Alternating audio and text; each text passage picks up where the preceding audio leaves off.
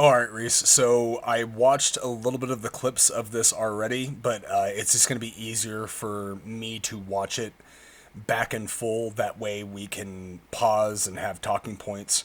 So we're going to jump right into it.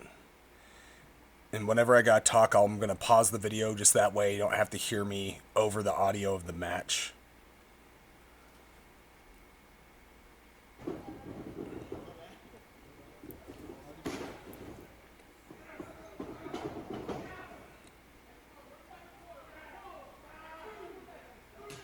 Oh, Nick Xander not playing around. That's his name. Hey, boo! Let's go, Reese. It's a very nice shoe, by the way. There you go. Oh, he hits harder, baby. Whoop. So far, positives are is that you're both tying up really tight, which is good.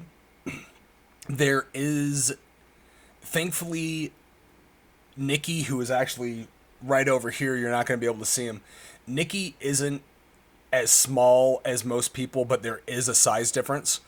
So, what I would recommend, instead of having Nikki push you back, you can push Nikki back, but then Nikki is big enough to then switch you into the corner instead of him being in the corner. And then after that, the break, both of you guys kind of broke really fast. When you go for a break, you can let that count play out. It does if you're being cautious when you come out of the tie up in the corner, right?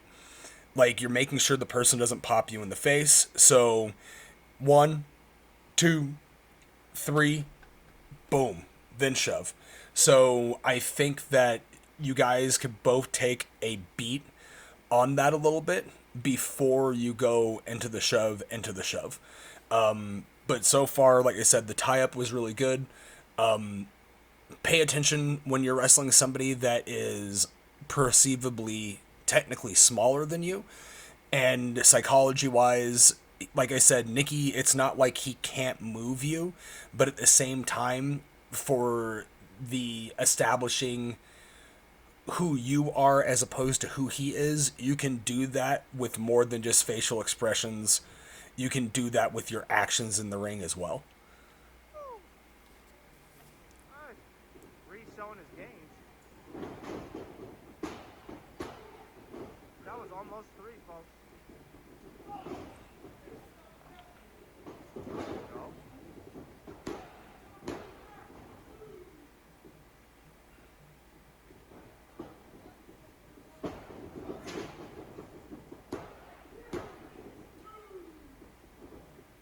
Way to sell around Reese. Way to sell around Reese. Okay, so with that, your shine was pins, which is a good thing, but also think about the flow of what's going on. Nikki throws a shot, you duck underneath, and you get a schoolboy. 1, 2. I would have preferred if Nikki was the one that actually kicked you in the gut to stop your momentum, and if Nikki hooked you for the suplex, but then you got the small package in, because then you're kind of playing with waves of control. It seems like you're in control, but then it seems like Nick is in control. And then once Nick seems like he's in control, you're back in control. And then on the way back up, if Nikki stops you again and sends you off the ropes and goes down for a back body drop, Reese, you can then hook the backslide because now you're creating waves as opposed to just like dominance.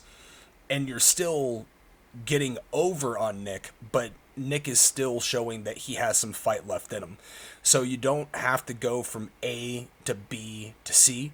You can go to A, spend a little bit of time before you get to B, spend a little bit of time before you get to C, and that's going to create some waves of momentum. And then eventually you end up being on top. Go.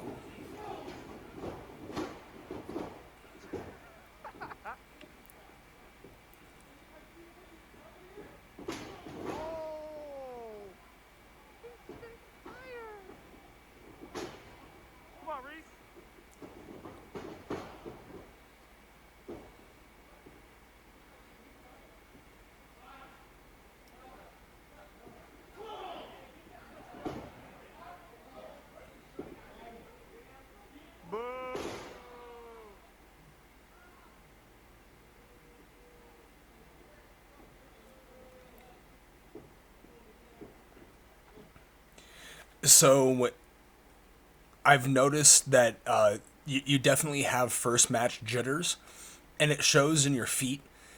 You're taking a lot of extra steps. You don't want to take too many steps. You got to remember every time that you move in a wrestling ring, the wrestling ring moves with you. And if it just kind of sounds like clunk, clunk, clunk, clunk, clunk, clunk, clunk, clunk, it's going to take away from when Nick does hit your head into the turnbuckle. You're selling, you're doing well, but your face is down. And I know that's because you're trying to feed your back to Nick, but at the same time, you can still sit directly on your ass and you can look directly at someone in the crowd, and that is still feeding your back to Nick.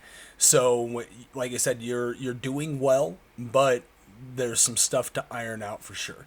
And then I would say for Nick, there's going to be some really nasty ways for a smaller guy to get heat on a bigger guy, which we can go over with in training. Let's get back to it.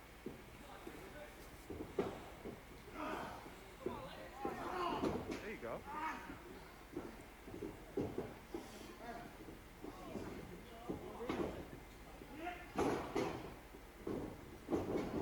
Oh, atomic drop. Oh, he reversed it.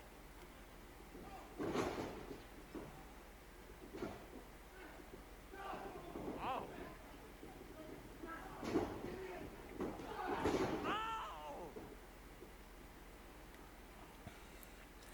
So, with that, the atomic drop and the atomic drop spot, you hit him in the gut and then he just picked you up for the atomic drop.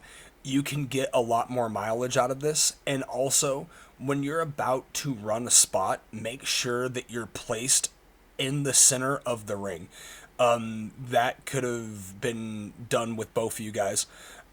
It's really easy to use holds to then set up the next sequence of events.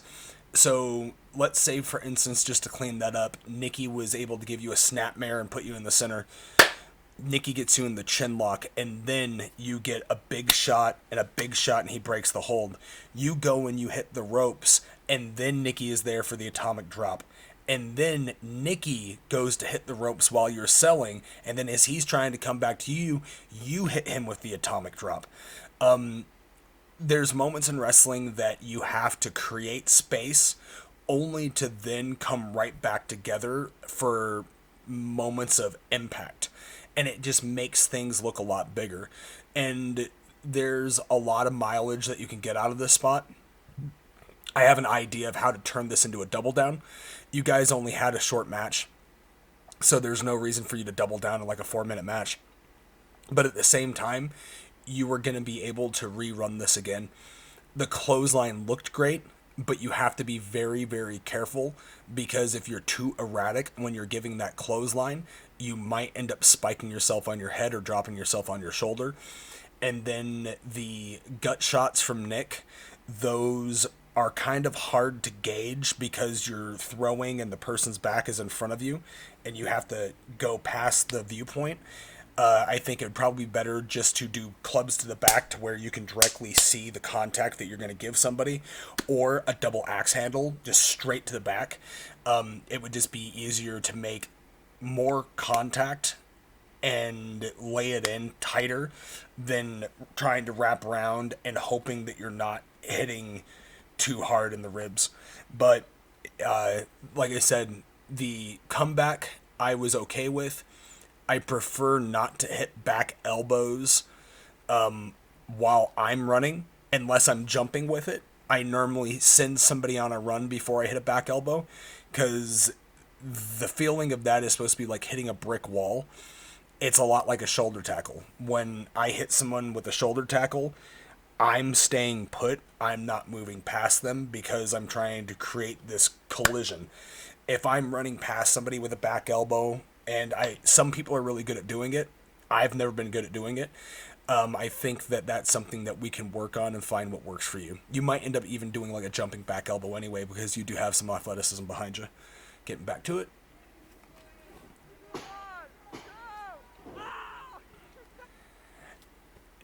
With the amount of time that you have been going in this match, I don't like that pin because you were only probably at the 2 minute and 30 second mark, and you pinned him like it was Shawn Michaels and Undertaker when they were doing WrestleMania, and way into like a 25-minute mark with near falls and things like that. So the lackadaisical arm over pin, there's a time and a place for that. And that is normally reserved for main level multiple falsies, like hard hitting match. Not to say that you guys aren't going hard, but save that next time. Just pin them very assertively.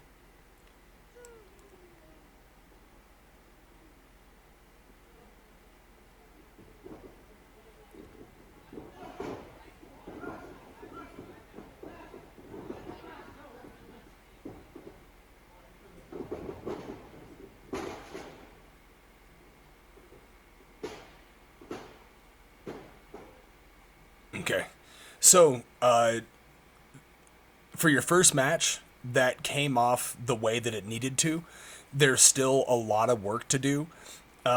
We just have to give you more time and more reps. So, positives is the clothesline did look really nasty, and you have a presence over time, not overnight. But this is a really good starting point, and if anything, the next time that I see you guys together, as long as Nikki has a healed foot, I'm looking back at him in disappointment, not mad, just disappointed. Just joking. Once he gets healed back up, I'm going to re-agent this match for you guys, and then we're going to record it and we're going to compare it side by side. So, thank you for your time, sir, and I will talk to you soon.